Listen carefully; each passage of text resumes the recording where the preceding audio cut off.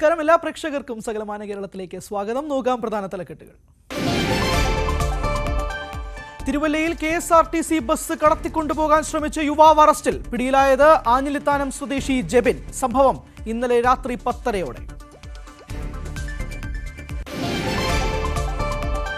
മുറിവുണങ്ങാത്ത ആന വീണ്ടും അതിരപ്പള്ളിയിലെ ജനവാസ മേഖലയിൽ. നിലയുറപ്പിച്ചിരിക്കുന്നത് വെറ്റിലപ്പാറ ക്ഷേത്രത്തിനടുത്ത്.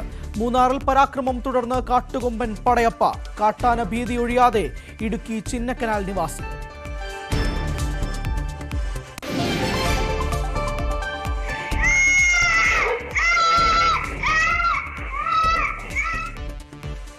മലപ്പുറത്ത് 7 വയസ്സുകാരന് നേരെ പാഞ്ഞെടുത്ത് തെരുവ് നായക്കൂട്ടം. കുട്ടി രക്ഷപ്പെട്ടത് തലനാരിഴയ്ക്ക്.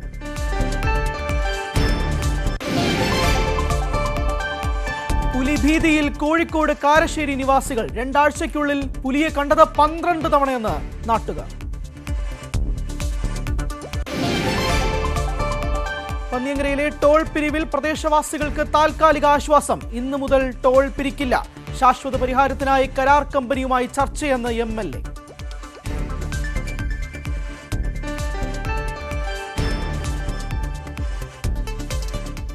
ഇപ്പോൾ വരുന്ന വാർത്തയിലേക്ക്. തിരുവനന്തപുരം സെക്രട്ടേറിയറ്റിന് മുന്നിൽ KSU മാർച്ചിനിടെ സംഘർഷം ഉണ്ടാവുകയാണ്. ദൃശ്യങ്ങളാണ് പ്രേക്ഷകർ കാണുന്നത്. കോട്ടയത്തെ നഴ്സിംഗ്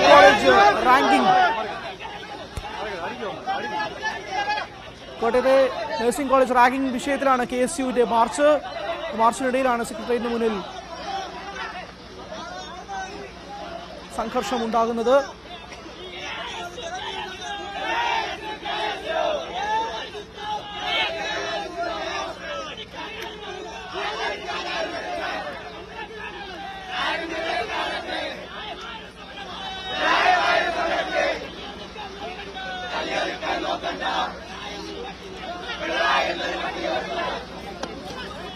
അരുൺ ചേരുന്ന വിശദാംശങ്ങളുമായി. അരുൺ, എപ്പോഴാണ് പോലീസും KSU അനുഭാവികളും തമ്മിലുള്ള സംഘർഷം ഉണ്ടായത്?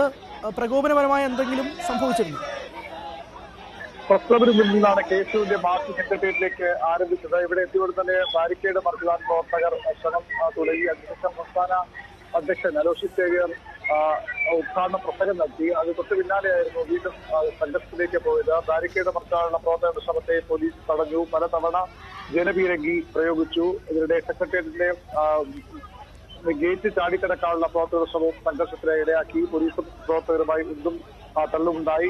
ചില ആളുകളെ പോലീസ് ഇവിടെ തള്ളി മാറ്റുകയും ചെയ്തു. ഇപ്പോഴും സംഘർഷം തുടരുകയാണ്.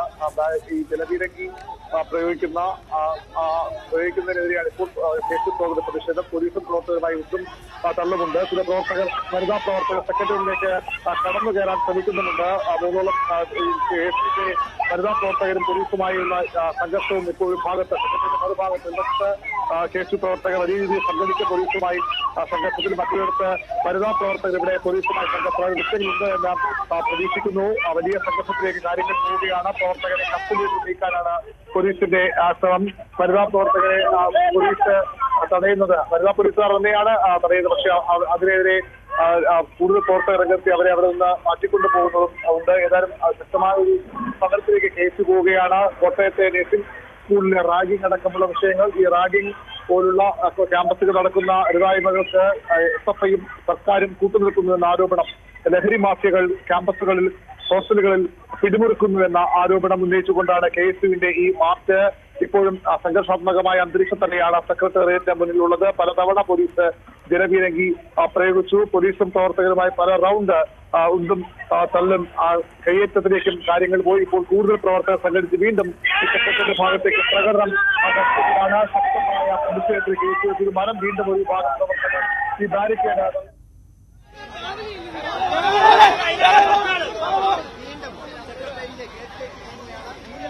ഗേറ്റിലേക്കും സെക്രട്ടേറിയറ്റിലേക്ക്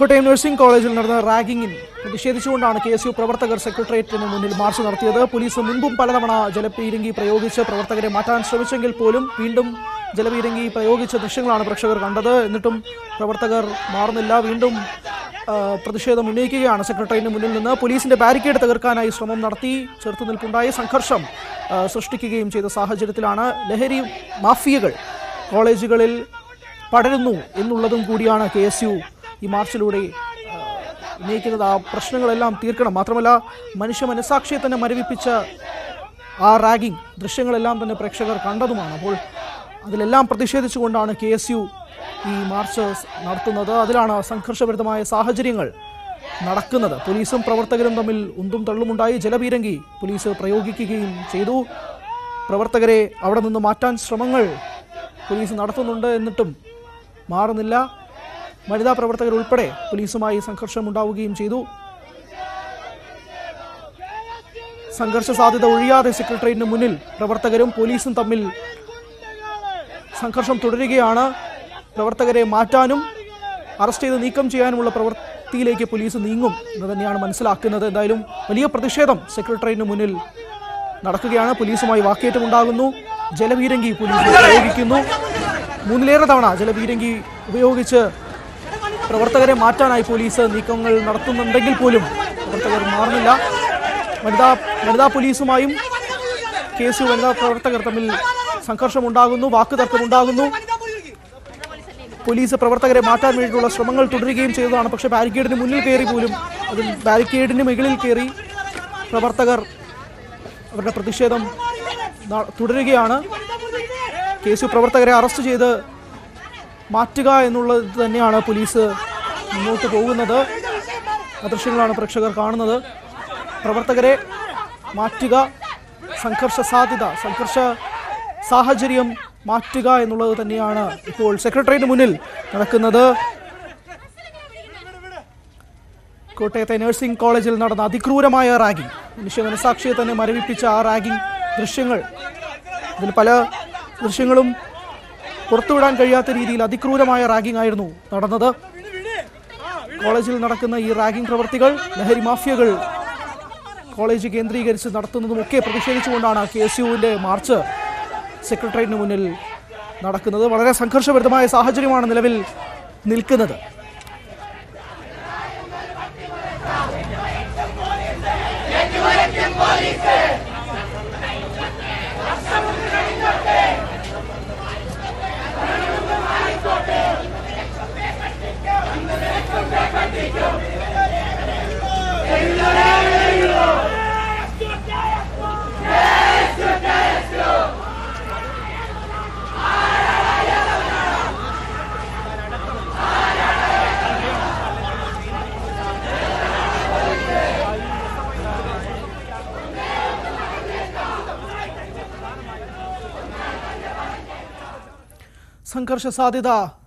സംഘർഷം സെക്രട്ടേറിയറ്റിന് മുന്നിൽ തുടരുകയാണ്. KSU പ്രവർത്തകരും പോലീസും തമ്മിൽ KSU മാർച്ചിനിടെയാണ് പോലീസിന്റെ സംഘർഷം ഉണ്ടാകുന്നത്.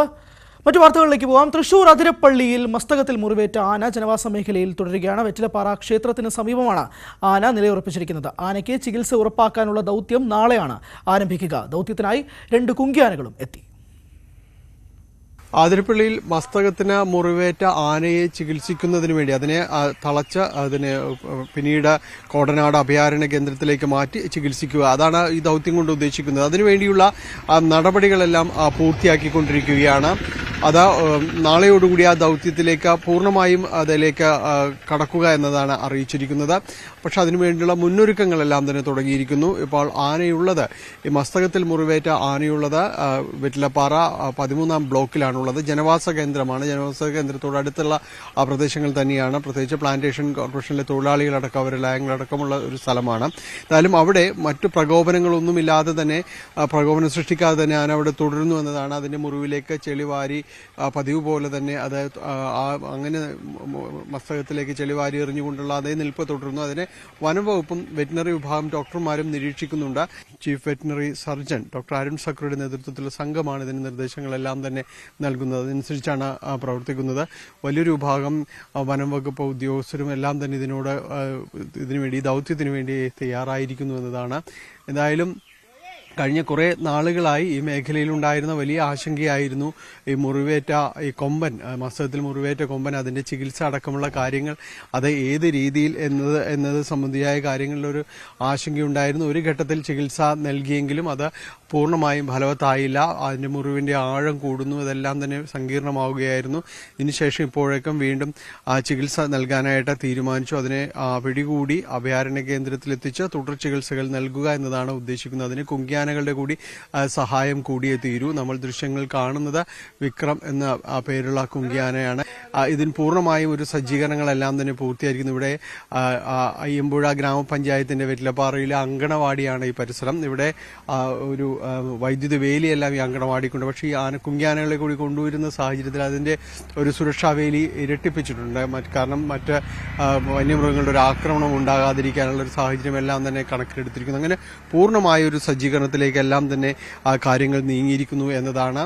നാളെയോടുകൂടിയായിരിക്കും ഈ ദൗത്യം അത് ഏത് രീതിയിലാണ് എങ്ങനെയാണ് എന്നതടക്കമുള്ള കാര്യങ്ങളിൽ ഒരു പൂർണ്ണതയിലേക്കടക്കം വരികയുള്ളൂ. എന്തായാലും ഒരുക്കങ്ങളെല്ലാം തന്നെ പൂർത്തിയായിരിക്കുന്നു. ആനയെ പിടികൂടി ചികിത്സിക്കുക എന്നത് തന്നെയാണ്. നിലവിൽ വലിയ പ്രശ്നങ്ങളില്ലാതെ പ്രകോപനങ്ങൾ സൃഷ്ടിക്കാതെയാണ് ആന ജനവാസ കേന്ദ്രമാണെങ്കിൽ കൂടിയും അവിടെ തുടരുന്നത്. അത് വലിയൊരു ആശ്വാസം തന്നെയാണ്. മൂന്നാറിൽ പരാക്രമം തുടർന്ന് കാട്ടുകൊമ്പൻ പടയപ്പ. സിഗ്നൽ പോയിന്റിന് സമീപം ലോറി ആക്രമിച്ച പടയപ്പ മുൻവശത്തെ ഗ്ലാസും തകർത്തു.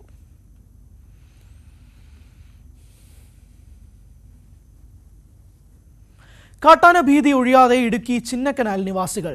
ചക്കക്കൊമ്പൻ വീണ്ടും ജനവാസ മേഖലയിൽ ഇറങ്ങി തുടങ്ങിയതോടെ വീടുകളിൽ സുരക്ഷിതമായി കിടന്നുറങ്ങാൻ പോലും സാധിക്കാത്ത അവസ്ഥയിലാണ് നാട്ടുകാരുള്ളത്.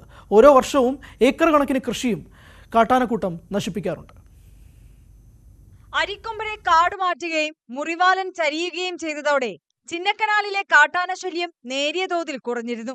എന്നാൽ ഇത്തവണ വേനൽ ചൂട് കനത്തതിനാൽ ആനകൾ കൂട്ടത്തോടെ ജനവാസ മേഖലയിലേക്ക് ഇറങ്ങുകയാണ്. കാട്ടാനക്കൂട്ടങ്ങൾ കൃഷിയിടങ്ങളിൽ നാശം വിതയ്ക്കുന്നതിനൊപ്പം അപകടകാരിയായ ചക്കക്കൊമ്പനും പതിവായി കാട് വിട്ടിറങ്ങുന്നുണ്ട്. കഴിഞ്ഞ ദിവസം 301-ൽ 2 വീടുകൾ ചക്കക്കൊമ്പൻ തകർത്തിരുന്നു. ഓരോ തവണ കാട്ടാനകൾ ഇറങ്ങുമ്പോഴും ലക്ഷക്കണക്കിന് രൂപയുടെ കാർഷിക നാശമാണ് ഉണ്ടാകുന്നത്. കൃത്യമായ നഷ്ടപരിഹാരവും ലഭിക്കുന്നില്ല. ഒരു കൃഷിയും ചെയ്യാൻ പറ്റുന്നില്ല. ഒരു കൃഷി എല്ലാം നഷ്ടം തരും എന്ന് പറയാം. അതൊന്നും കിട്ടുക, പെരയിടിക്കും, അതുമില്ല. ഇവിടുത്തേക്ക് ഒരു 100 വീടുണ്ടെങ്കിൽ ഒരു 95% ആന അടിച്ചിട്ടുണ്ട്. അവർക്ക് ആർക്കും നഷ്ടം കിട്ടിയിട്ടില്ല. ഇതാണ് ഇവിടുത്തെ അവസ്ഥ. ഒരു കൃഷിയും ചെയ്യത്തില്ല. ഒരു കൃഷി ഇതിന് അധികാരികളൊക്കെ ഉണ്ടെന്ന് പറയുന്നു. പക്ഷെ ഒന്നുമില്ല. ഒന്നും സംഭവിച്ചു കഴിയുമ്പോൾ മെഞ്ഞു വരികയെന്നും പറഞ്ഞ് വരും. അങ്ങനെ അത് പറ്റിയില്ല. അല്ലാതെ ഇവിടെയുള്ളവരൊക്കെ ഈ ആദിവാസി കോളനിയിൽ ഒരു 80% പിടിച്ചു നിൽക്കുന്നത് ഈ 35 കിലോ അരി സർക്കാർ കൊടുക്കുന്നുണ്ട്. അതുകൊണ്ടാണ് പിടിച്ച് വെല്ലുമുട്ടില്ലാതെ പോകുന്നത്. ചിന്നക്കനാലിലെ കാട്ടാന ശല്യം ഒഴിവാക്കാൻ വനംവകുപ്പ് പ്രഖ്യാപിച്ച വിവിധ പദ്ധതികളും നടപ്പിലാകുന്നില്ല. വനമേഖലയിൽ വന്യമൃഗങ്ങൾക്കായി ആവശ്യത്തിന് ഭക്ഷണവും വെള്ളവും ഒരുക്കാൻ വനംവകുപ്പ് തയ്യാറാവുന്നില്ലെന്നാണ് നാട്ടുകാരുടെ ആരോപണം. ന്യൂസ് 18 ഇടുക്കി. മലപ്പുറം തെന്നല അറക്കലിൽ 7 വയസ്സുകാരന് നേരെ പാഞ്ഞെടുത്ത് തെരുവ് നായക്കൂട്ടം. തലനാരിഴയ്ക്കാണ് കുട്ടി ആക്രമണത്തിൽ നിന്ന് രക്ഷപ്പെട്ടത്.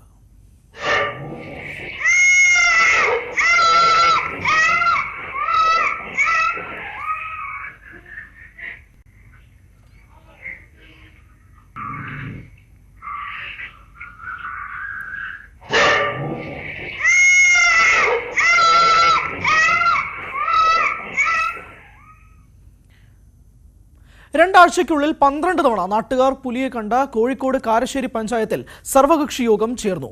കാരശ്ശേരി പഞ്ചായത്തിലെ വല്ലത്തായിപ്പാറയിൽ പഞ്ചായത്ത് പ്രസിഡന്റിന്റെ നേതൃത്വത്തിലായിരുന്നു യോഗം ചേർന്നത്. കഴിഞ്ഞ ദിവസം ടാപ്പിംഗ് തൊഴിലാളി ഉൾപ്പെടെ 2 ആഴ്ചക്കുള്ളിൽ 12ഓളം പേരാണ് പ്രദേശത്ത് പുലിയെ കണ്ടതായി പറയുന്നത്. എന്നിട്ടും വനംവകുപ്പ് പരിശോധന നടത്തുകയോ ക്യാമറ സ്ഥാപിക്കുകയോ ചെയ്തിട്ടില്ലെന്നാണ് ആരോപണം. നൈറ്റ് പെട്രോളിംഗ് ഉൾപ്പെടെ നടത്തി പുലിയുടെ സാന്നിധ്യം സ്ഥിരീകരിക്കാനോ പിടികൂടാനോ കഴിയാത്ത സാഹചര്യത്തിലാണ് സർവകക്ഷി യോഗം ചേർന്നത്. കാടുപിടിച്ചു കിടക്കുന്ന സ്വകാര്യ വ്യക്തികളുടെ ഭൂമിയിലെ കാട് വെട്ടിത്തെളിയിക്കാൻ പഞ്ചായത്ത് നോട്ടീസ് നൽകും. ഫോറസ്റ്റ് ഉദ്യോഗസ്ഥരുടെ സാന്നിധ്യത്തിൽ ജനപ്രതിനിധികളുടെ യോഗം വിളിച്ചു ചേർക്കാനും പുലിയെ പിടികൂടാനുള്ള കൂട് സ്ഥാപിക്കാനും സർവകക്ഷി യോഗത്തിൽ തീരുമാനമായി. അത് നമ്മുടെ പ്രദേശത്ത് ഉപജനവാസ കേന്ദ്രമായ വെള്ളത്തായിപ്പാറ പുലിയെ കണ്ടു എന്ന് പറയുന്ന ആളുകൾ ഭയങ്കര ഭീതിജനമായ ഒരു അവസ്ഥ സൃഷ്ടിക്കുകയാണ്. അപ്പൊ അതിന്റെ അടിസ്ഥാനത്തിലാണ് നമ്മൾ എല്ലായിടത്തും ഈ പുലിയെ തെരഞ്ഞെങ്കിലും കണ്ടു എന്ന് പറയുന്ന പ്രദേശത്തൊക്കെ ഫോറസ്റ്റ് ഉദ്യോഗസ്ഥന്മാരെ അറിയിച്ചു. പക്ഷെ അവർ ക്യാമറ വെച്ചു.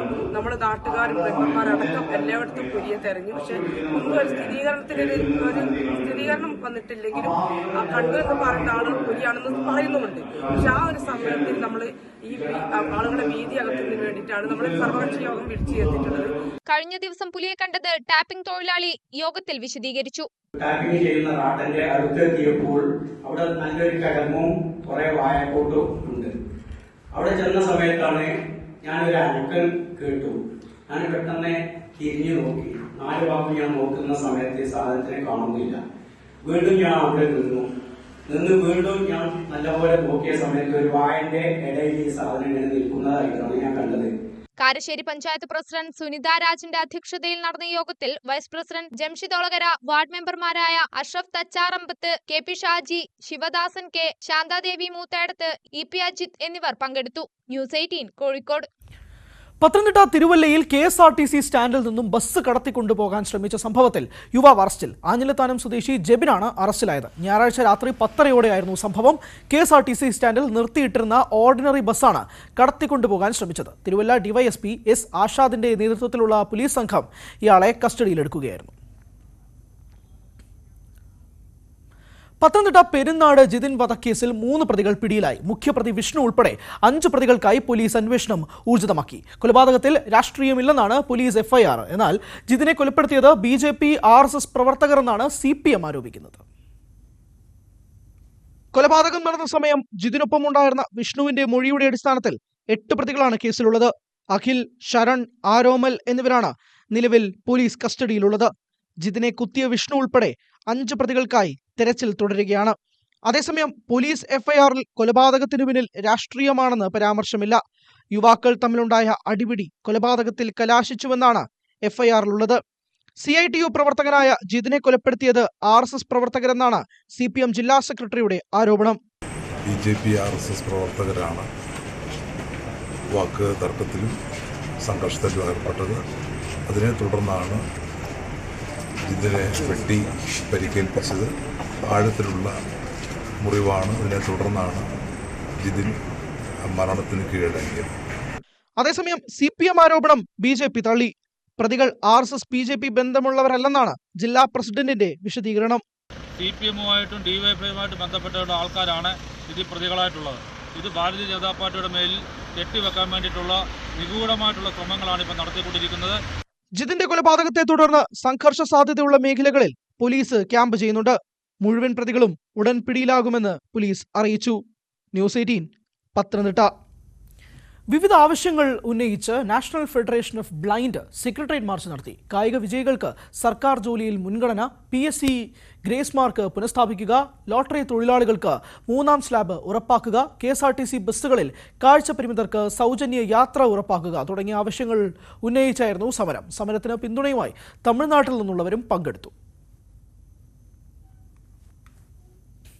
കായംകുളത്തെ ഹെൽത്ത് ആൻഡ് വെൽനസ് സെന്ററിന്റെ ഉദ്ഘാടന ചടങ്ങിൽ റാത്തീബും ദുആ മജ്സിയും നടത്തിയത് ഭരണഘടനാ ലംഘനമെന്ന് BJP. കേന്ദ്ര ആരോഗ്യ മന്ത്രാലയത്തിന്റെ പദ്ധതിയുടെ ഉദ്ഘാടനത്തിനിടയിലെ ചടങ്ങുകൾ ഭരണഘടനാ ലംഘനവും മതനിരപേക്ഷതയ്ക്ക് വെല്ലുവിളിയുമാണെന്ന് BJP ജില്ലാ പ്രസിഡന്റ് സന്ദീപ് വചസ്പതി പറഞ്ഞു. CPM ഭരിക്കുന്ന കായംകുളം നഗരസഭയിലെ ലീഗിന്റെ വാർഡായ 43-ലാണ് ഹെൽത്ത് ആൻഡ് വെൽനസ് സെന്റർ ആരംഭിച്ചത്. CPM ലീഗ് അവിശുദ്ധ കൂട്ടുകെട്ടാണിതെന്നും ആചാരം നടത്തിയവർക്കെതിരെ കേസെടുക്കണമെന്നും BJP ആവശ്യപ്പെട്ടു. കേന്ദ്ര സംസ്ഥാന സർക്കാരുകളുടെ ഉടമസ്ഥതയിൽ വരുന്ന ഒരു സ്ഥാപനത്തിൽ ഇസ്ലാം മതവിശ്വാസവുമായി ബന്ധപ്പെട്ട് ഒരു ചടങ്ങ് നടത്തുകയും അതിന് മതേതരത്വം എന്നുള്ളത് വലിയ വായിൽ പുരപ്പുറത്ത് കയറുമെന്ന് പറയുന്ന CPIM-ന്റെ നേതാക്കന്മാർ ഒത്താശ ചെയ്തു കൊടുത്തതും എന്നും അറിയാൻ താല്പര്യമുണ്ട്. ഇന്ത്യൻ ഭരണഘടനയാണ് ഭാരതത്തിൽ നിയമ സംവിധാനത്തിന്റെ അടിസ്ഥാനമായിട്ടുള്ളത്. ഭരണഘടന അനുസൃതമായാണ് സർക്കാർ പരിപാടികൾ നടത്തേണ്ടത് എന്നാണ് നാം എല്ലാവരും മനസ്സിലാക്കിയിട്ടുള്ളത്. പക്ഷേ കായംകുളം നഗരസഭയിൽ ശരീഅത്ത് നിയമമാണോ നടപ്പാക്കാൻ ലീഗ് ഉദ്ദേശിക്കുന്നത്? അതിന് CPIM കുടപിടിക്കുകയാണോ? ഇതേപ്പറ്റി സംസ്ഥാന സർക്കാർ, ആരോഗ്യമന്ത്രിയും മുഖ്യമന്ത്രിയും അടക്കമുള്ളവർ വിശദീകരണം നൽകണം. തിരുവനന്തപുരം വെള്ളനാട് 4-അംഗ സംഘം ബൈക്ക് മോഷ്ടിച്ചു. വെള്ളനാട് സ്വദേശി സുരേഷ് കുമാറിന്റെ ബൈക്കാണ് കവർന്നത്. വെയിറ്റിംഗ് ഷെഡിന് സമീപം പാർക്ക് ചെയ്തിരുന്ന ബൈക്കാണ് മോഷ്ടിച്ചത്. ആര്യനാട് പോലീസ് അന്വേഷണം ആരംഭിച്ചു.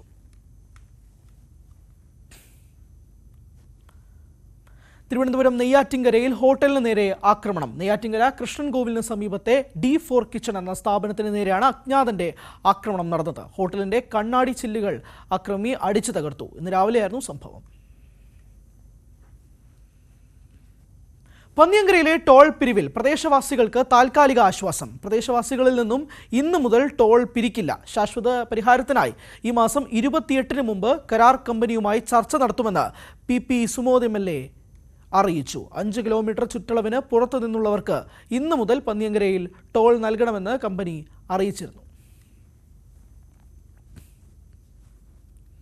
തിരുവനന്തപുരം മേനംകുളം കോൺഗ്രസ് മണ്ഡലം കമ്മിറ്റി യോഗത്തിൽ സംഘർഷം. ഇന്നലെ വൈകിട്ട് നടന്ന മണ്ഡലം കമ്മിറ്റിയുടെ കുടുംബയോഗത്തിനിടെയാണ് യൂത്ത് കോൺഗ്രസ് നേതാവിനെ ഒരു കൂട്ടം പ്രവർത്തകർ മർദ്ദിച്ചത്. പ്രാദേശിക നേതാക്കൾക്ക് യോഗത്തിൽ നന്ദി പറഞ്ഞില്ലെന്ന് ആരോപിച്ചായിരുന്നു മർദ്ദനം. ഇരുവിഭാഗങ്ങൾ ചേരിതിരിഞ്ഞുണ്ടായ തർക്കത്തിനിടെയാണ് യൂത്ത് കോൺഗ്രസ് ജില്ലാ ജനറൽ സെക്രട്ടറി പൂവക്കാട് സുമേഷിന് മർദ്ദനമേറ്റത്. സുമേഷ് മെഡിക്കൽ കോളേജ് ആശുപത്രിയിൽ ചികിത്സ തേടി.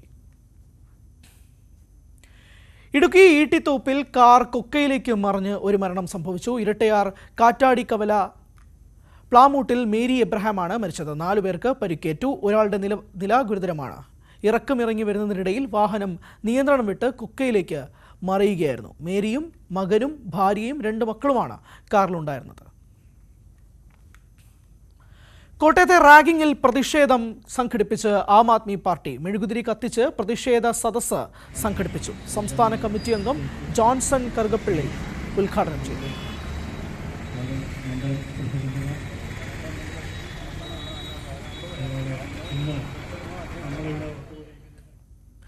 പൂക്കോട് വെറ്റിനറി സർവകലാശാലയിൽ റാഗിങ്ങിന് ഇരയായി സിദ്ധാർത്ഥൻ മരിച്ചിട്ട് നാളെ 1 വർഷമാകുന്നു. കേസിൽ CPM സംസ്ഥാന സെക്രട്ടറി MV ഗോവിന്ദൻ നടത്തിയ പരാമർശത്തിനെതിരെ ശക്തമായ വിമർശനമാണ് സിദ്ധാർത്ഥന്റെ കുടുംബം ഉന്നയിക്കുന്നത്. സിദ്ധാർത്ഥൻ തൂങ്ങി മരിച്ചതാണെന്ന് പറയാൻ CBI അന്വേഷണ റിപ്പോർട്ട് സമർപ്പിക്കുന്നത് MV ഗോവിന്ദന് മുന്നിലാണോ എന്ന് പിതാവ് ജയപ്രകാശ് ചോദിച്ചു. MV ഗോവിന്ദൻ എന്തുകൊണ്ട് പറഞ്ഞുകൂടാ? അതാണ് ഞാൻ പറഞ്ഞത്. MV ഗോവിന്ദന് CBIയുടെ വ്യക്താവല്ലല്ലോ. എനിക്കറിയില്ല MV ഗോവിന്ദനെ CBIയുടെ വ്യക്താവായിട്ട് എന്നാണ് അയാളെ നിയമിച്ചതെന്ന്. CBIക്ക് CBIയുടെ നിയമമുണ്ട്. അങ്ങനെ ഒരു കണ്ടെത്തൽ നമുക്കറിയില്ല. തൂങ്ങിയ മരണമാണെന്ന് ഞാൻ ഇപ്പോഴും പറയുന്നു. തൂങ്ങിയാണ് മരിച്ചത്, അല്ലെ തൂങ്ങിയാണ് അത് മരണപ്പെട്ടത്. പക്ഷെ തൂങ്ങിയല്ല, തൂക്കിക്കൊന്നതാണ്. ആരെ തല്ലിയാലും കൊന്നാലും SFIക്ക് അതിൽ പങ്കില്ല എന്നാണ് MV ഗോവിന്ദനും ആർഷോയും പറയുന്നത്. പ്രതികൾക്ക് ജാമ്യം ലഭിച്ചത് സർക്കാരിന്റെ വഴിവിട്ട നീക്കത്തിനൊടുവിലായിരുന്നു. പ്രതികളെ പരീക്ഷ എഴുതിക്കാനുള്ള നീക്കവും നടന്നു. എന്നാൽ ഹൈക്കോടതി ഡിവിഷൻ ബെഞ്ചിൽ നടത്തിയ നിയമ പോരാട്ടത്തിനൊടുവിൽ പ്രതികളെ ഡീബാർ ചെയ്ത നടപടി നിലനിർത്താനായി. TP ശ്രീനിവാസനെ SFIക്കാർ തല്ലിയത് ന്യായീകരിക്കുന്ന ആർഷോ എല്ലാ കാര്യത്തിലും ഇങ്ങനെയാണ്. ആർഷയുടെ സംസ്കാരം അതാ.